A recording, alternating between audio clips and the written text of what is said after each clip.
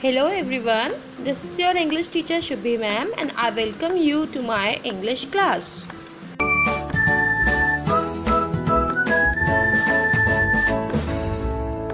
Writing in diary is a really strange experience for someone like me.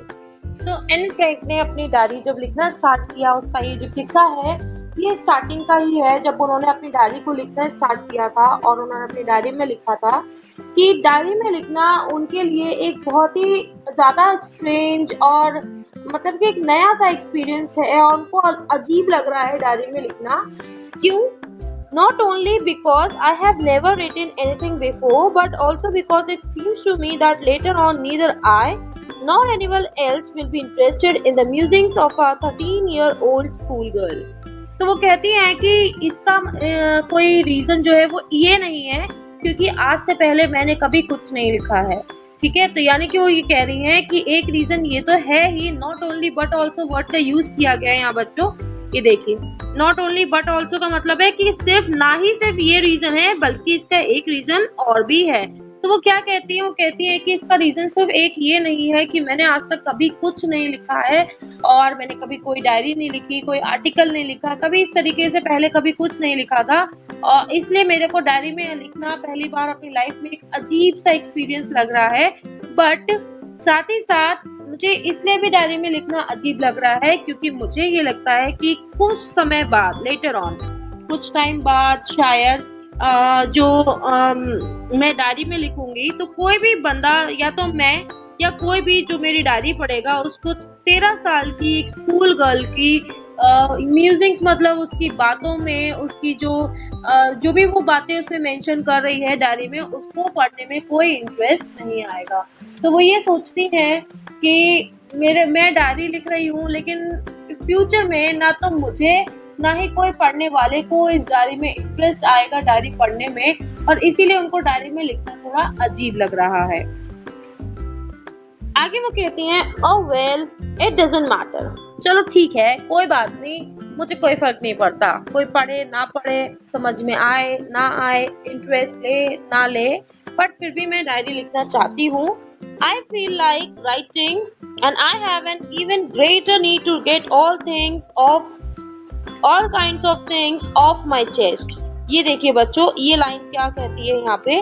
तो वो कहती हैं कि मेरे को ये डायरी लिखने की बहुत इच्छा है, मुझे लिखने की जरूरत है, और वो कहती हैं कि सबसे ज्यादा मुझे जरूरत है इस टाइम पे कि मेरे मन में जो भड़ास है। थिंग्स ऑफ माई चेस्ट का क्या मतलब है बच्चों?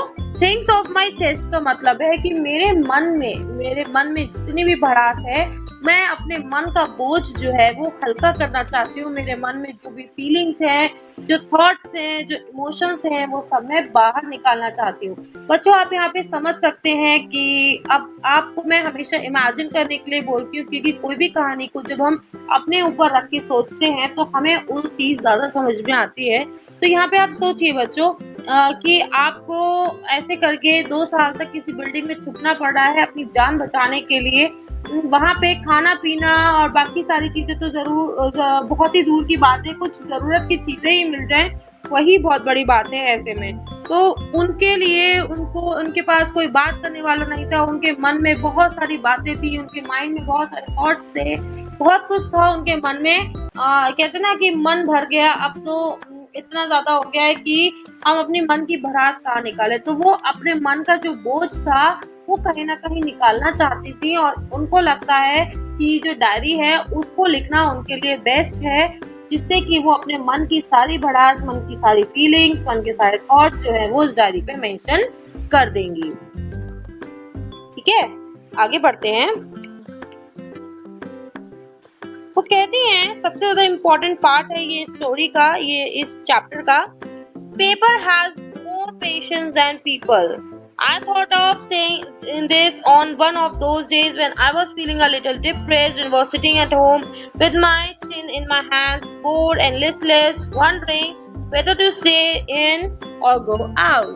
तो वो कहती हैं कि एक दिन मेरे मन में ख्याल आता है, मैं अपने हाथों के बीच में अपनी चिन को रखे हुए थी, मतलब जैसे हम बहुत गहरी सोच में हो जाते हैं ना, दोनों हमको जो हमारी एल्बोज होती हैं उनको टेबल पे रखिए और दोनों हाथों को अपने अपने गाल पे रखिए, बीच में आपके सेंटर में, दोनों हाथों के सेंटर में आपकी चिन आएगी। तो ऐसी वाली जो सिचुएशन होती है जब जब कोई भी बंदा बहुत गहरी सोच में होता है, तो ये उस समय की बात है। जो एन फ्रैंक थी वो थोड़ी सी डिप्रेस्ड थी, उनके घर में कोई नहीं था उनसे बात करने वाला, वो अकेली घर में बैठी हुई बोर हो रही थी, उनके अंदर कोई एनर्जी नहीं थी, इंटरेस्ट नहीं था कुछ काम करने का, सिर्फ वो डिप्रेस्ड थी। अपने हाथों में, अपनी चिन उनकी हाथों के बीच में थी, मतलब वो बहुत ज्यादा गहरी सोच में थी। वो ये सोच रही थी कि हमें यहाँ पे रुकना चाहिए या यहाँ से चले जाना चाहिए। तो उस समय की बात है ये। तो उनको ये अचानक से रियलाइज होता है कि paper has more patience than people. क्या मीनिंग है इस लाइन का? देखिए बच्चों, अब पेशेंस का मतलब होता है धैर्य, मतलब कि आप कितना सहन कर सकते हैं, सहनशीलता आपकी, कि आप कितना सहन कर सकते हैं। मेरी कोई प्रॉब्लम है, मैं आपको किसी को कहूँ कि भैया तुम बैठो और मेरी प्रॉब्लम को सुनो, ठीक है? आप भी बहुत से बहुत एक आध घंटा मेरी प्रॉब्लम को सुन लेंगे और उसके बाद जब आप बोर होने शुरू हो जाएंगे तो आप कहेंगे भैया तुमने तो पका दिया, तुम्हारी तो परेशानियां खत्म ही नहीं हो रही है ना। तो सेम वो इस समय एन फ्रैंक के साथ हो रहा है। उनके पास कोई है ही नहीं जिससे वो अपने मन की बात कर सके, और इसीलिए वो कहते हैं कि आज लोगों के अंदर, इंसानों के अंदर उतना पेशेंस नहीं होता। अब अगर आप डायरी पे कुछ लिखना चाहें, अपने पूरे दिन की कहानी, अगर मान लीजिए आज का दिन आपका अच्छा नहीं गया, आप किसी को बताना चाह रहे हैं, कोई सुनने वाला नहीं है, या कोई सुन रहा है अगर बैठ करके भी, तो उसे हम पूरी ए टू जेड सारी बात नहीं बता सकते। उसको भी बाद में लगेगा भैया तुम तो पका दिया, इतनी देर बिठा दिया, पका डाला, या वो बंदा भी इंटरेस्ट है आपकी बातें नहीं सुनेगा, या आपको जो आप फीलिंग चाहते हैं, आपके मन की भड़ास निकालना चाहते हैं, शायद वो भी नहीं निकल पाएगी, क्योंकि ह्यूमन बीइंग्स के अंदर पेशेंस जो है वो कम होता है। हम लोग अपने लिए तो बहुत कुछ सोचते हैं, लेकिन जहाँ पे दूसरों की बात आती है तो वहाँ पे हम लोग थोड़ा बहुत अपनी तरफ से कोशिश करते हैं, लेकिन हमारे अंदर उतना टॉलरेंस, उतना पेशेंस नहीं होता कि हम सामने वाले की सारी बातों को बहुत ध्यान से सुन सकें। तो वो कहते हैं कि अगर आप अपने मन की बात कोई भी पेपर पे लिखते हैं तो पेपर कभी पलट के आपको कोई जवाब नहीं देगा, है ना। और पेपर पे आप चाहे कितने भी पेपर भरते चले जाइए, पेपर को कोई फर्क नहीं पड़ेगा। लेकिन अगर वहीं पे ह्यूमन बीइंग के सामने आप बैठ करके अपनी कहानी कहना शुरू करें, 1 घंटा, 2 घंटा, 3 घंटा, एक टाइम ऐसा आएगा कि बंदा इरिटेट हो जाएगा। तो वो इसीलिए कहती हैं कि paper has more patience than people. और वो कहती हैं कि ऐसा मैंने उस दिन सोचा जिस दिन मैं बहुत ज्यादा सोच में थी, कुछ लिटिल डिप्रेस्ड थी, और तब मेरे को ये आइडिया दिमाग में आया। सॉरी, आगे बढ़ते हैं। I finally stayed where I was brooding.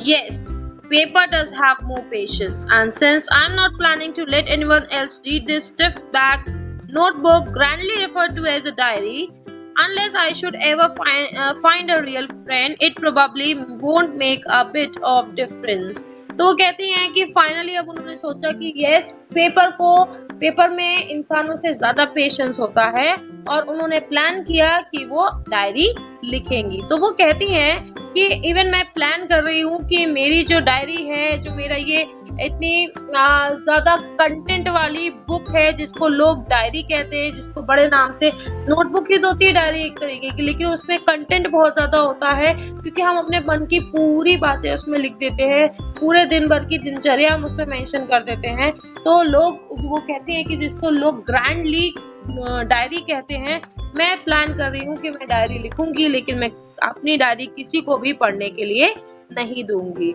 जब तक कि मुझे एक रियल फ्रेंड नहीं मिल जाता, तब तक मैं ये डायरी लिखूंगी और अपनी डायरी किसी को भी पढ़ने के लिए नहीं दूंगी।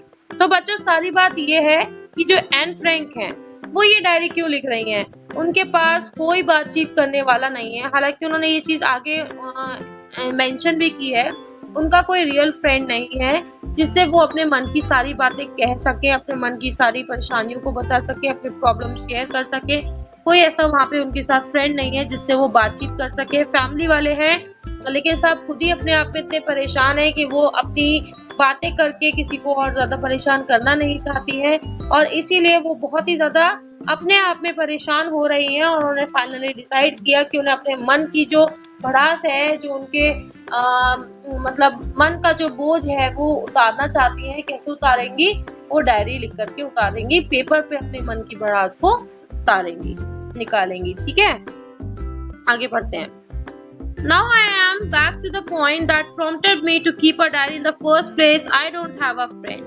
तो वो कहती हैं कि सबसे अब मैं आपको बताती हूँ, जैसा कि मैंने अभी आपको बताया ही कि वो कहती हैं, अब मैं आपको बताती हूँ मेरा जो पॉइंट है जिसने मुझे ये मतलब कि जो मेरी थिंकिंग है, जो मेरा थॉट है, जिसकी वजह से मैं डायरी को फर्स्ट प्लेस पे रख रही हूँ। ठीक है, क्योंकि उन्होंने किसी से बातें शेयर नहीं की सिवाय डायरी के। डायरी में उन्होंने शेयर करने का सोचा तो उन्होंने फर्स्ट प्लेस पे डायरी को रखा। तो वो कहती है कि मैंने डायरी को फर्स्ट प्लेस पे इसलिए रखा क्योंकि मेरा कोई फ्रेंड नहीं है जिससे मैं अपने मन की बातें शेयर कर सकूं। ठीक है, आगे पढ़ते हैं। आगे वो कहती हैं, let me put it more clearly, since no one will believe that a 13-year-old girl is completely alone in the world. वो कहती हैं कि चलिए मैं आपको क्लियरली बता देती हूँ। सबसे पहली बात, क्योंकि कोई भी विश्वास नहीं करेगा कि एक 13 साल की बच्ची, महज 13 साल की बच्ची इस पूरी दुनिया में अकेली है। कोई भी इस बात का विश्वास नहीं करेगा। 13 साल का बच्चा बहुत छोटा ही होता है और बातचीत करने वाले बहुत सारे लोग मिल जाएंगे। ठीक है, लेकिन यहाँ पे वो कहती है कि महज एक 13 साल की बच्ची बिल्कुल दुनिया में अकेली है, जबकि सब लोग हैं उसके साथ, फैमिली है उसके साथ, फिर भी वो अकेली है। ऐसी बात पे कोई भी विश्वास नहीं करेगा। And I am not, I have loving parents. वो कहती है कि लेकिन मैं हूँ भी नहीं, मैं इस दुनिया में अकेली हूँ भी नहीं। क्यों? क्योंकि मेरे पास बहुत लविंग पेरेंट्स हैं। एक 16-year-old सिस्टर है जिसको हमने पीछे पढ़ा था, Margot Frank. And there are about 30 people I can call friends. और मेरे साथ साथ 30 people मेरे साथ इस बिल्डिंग में छिपे हुए हैं जिनको हम फ्रेंड्स कह सकते हैं। I have a family, loving aunts and a good home. मेरे पास पूरी फैमिली है क्योंकि आंटी हैं, मेरे रिलेटिव्स हैं, मेरे फ्रेंड्स हैं, जान पहचान वाले हैं, नेबर्स हैं, एक पूरी बिल्डिंग में हम रह रहे हैं, एक अच्छा सा घर है ये हमारे लिए।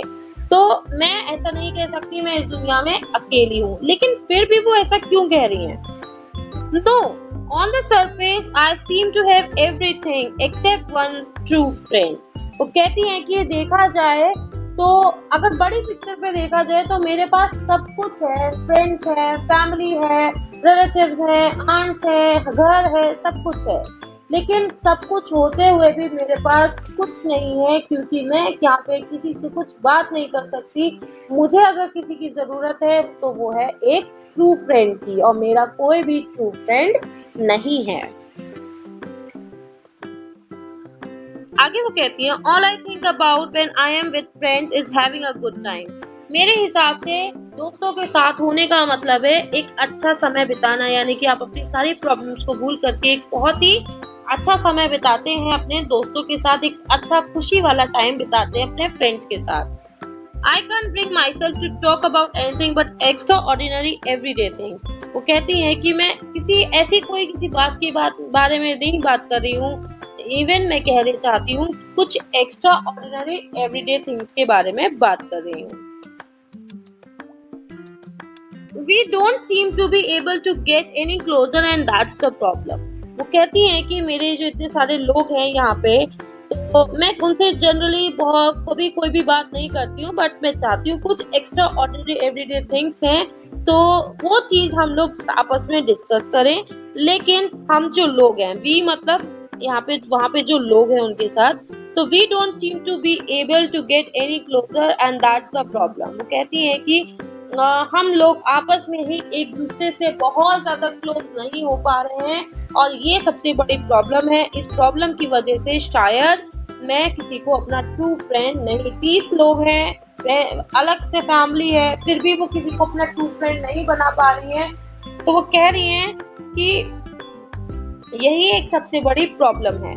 ठीक है, वो आगे इसको जस्टिफाई भी करती हैं, वो किसी पे इल्जाम नहीं लगा रही। वो कहती हैं maybe it's my fault, हो सकता है ये मेरी ही गलती हो, that we don't confined it each other, कि हम आपस में अपनी प्राइवेट बात को डिस्कस नहीं कर पा रहे हैं, नहीं कर सकते हैं, या मैं मेरी गलती है कि मैं अपनी प्राइवेट बातें किसी के साथ डिस्कस करना नहीं चाहती हूँ, या फिर मुझे कोई ऐसा बंदा नहीं मिला है अभी तक जिससे कि मैं सोचूं कि मैं अपने मन की बातें, अपनी पर्सनल बातें, प्राइवेट बातें उससे डिस्कस कर सकूं, उस पे विश्वास कर सकूं। In any case, that's just how things are and are unfortunately they are not liable to change. वो कहती है कि चाहे कुछ भी वजह है, लेकिन मुझे ये पता है कि मेरे की चीजें कैसी हैं। यहाँ पे मेरा कोई बेस्ट फ्रेंड नहीं है, कोई ट्रू फ्रेंड नहीं है, कोई ऐसा बंदा नहीं है जिस पर मैं विश्वास कर सकूं, और मैं जानती हूँ कि यहाँ पे ये चीजें जो हैं ये इजीली बदलाव नहीं आएंगे, और अभी तो हाल फिलहाल में बदलने वाली भी नहीं है। This is why I have started diary. तो इसीलिए वो कहती है कि यही रीजन है कि मैंने डायरी लिखना शुरू किया, क्योंकि मुझे पता है कि पेजेस जो हैं, जो पेपर्स हैं, उनमें इंसानों से ज्यादा पेशेंस होता है। डायरी पे हम कितने भी अपने मन की बात कुछ भी लिख सकते हैं, और अपने मन की भड़ास हम निकाल सकते हैं, और उस पर ट्रस्ट भी कर सकते हैं, क्योंकि हमारी डायरी जो है वो हमारी सीक्रेट जो है वो किसी और को जा करके नहीं बताएगी, हमारी पर्सनल बातें किसी को जा करके नहीं बताएगी। जैसे कि ह्यूमन बींग्स की आदत होती है ना कि अगर अभी किसी से बात करना, फिर किसी से बात करना, तो उस तरीके की आदत डायरी में थोड़ी ना होगी, क्योंकि डायरी एक नॉन लिविंग थिंग है। तो वो कहती है इसीलिए मैंने डिसाइड किया कि मैं डायरी लिखूंगी, क्योंकि उन्हें अपने मन की बहुत सारी बातें डायरी से कहनी है। तो वो आगे एक और चीज बोलती है, वो बोलती है to enhance the image of this long awaited friend in my imagination, I don't want to jot down the facts in this diary the way most people would do, but I want the diary to be my friend and I am going to call this friend Kitty. तो वो आगे क्या कहती है यहाँ पे देखिए, ठीक है। वो कहती हैं कि ये जो लॉन्ग अवेटेड मतलब एक ऐसा इंसान जिसका हम बहुत समय से इंतजार कर रहे थे, तो यहाँ पे उनके लिए वो उनकी बेस्ट फ्रेंड, उनका ट्रू फ्रेंड है। तो वो कहती हैं कि मैं अपनी ट्रू फ्रेंड की इमेज को और ज्यादा इम्प्रूव करने के लिए अपनी सोच में, अपनी इमेजिनेशन में मैंने सोच लिया है। जॉट डाउन मतलब होता है बच्चों, जॉट डाउन होता है नोट डाउन, लिखना, ठीक है। तो वो कहती हैं कि मैं जैसे कि ठीक है, मैं उस तरीके से ऐसा कुछ नहीं लिखूंगी, मैं अपनी डायरी को अपना फ्रेंड ही मानूंगी, जैसे कि एक बंदा फ्रेंड को ट्रीट करता है, उससे बातें करता है, अपने मन की बातें करता है, सारी उसके साथ खुश रहता है, तो मैं भी वैसे ही अपनी डायरी के साथ खुश रहूंगी। और इसीलिए उन्होंने अपनी डायरी का नाम रखा है किटी। वो अपनी डायरी को किटी कहकर बुलाती हैं, और वो कहती हैं कि यही वो मेरी सबसे ज्यादा लॉन्ग अवेटेड फ्रेंड है जिसका मुझे इंतजार था। और जैसे कि नॉर्मली लोग जो हैं वो अपनी डायरी में बहुत कुछ लिखते हैं और कुछ फैक्ट्स के बारे में लिखते हैं, मैं ऐसा नहीं करूंगी, बल्कि मैं तो अपनी डायरी को अपने फ्रेंड की तरह ही रखूंगी, और इसीलिए मैं अपने फ्रेंड का नाम जो है वो किटी रखती हूँ। और उस दिन से उन्होंने अपनी डायरी का नाम किटी रख दिया, और वो किटी कहकर के ही अपनी डायरी में सब कुछ लिखने लगी, ठीक है। सो आज की वीडियो में इतना ही बच्चों, आगे की स्टोरी हम नेक्स्ट वीडियो में कंटिन्यू करेंगे। Till then take care and don't forget to like this video.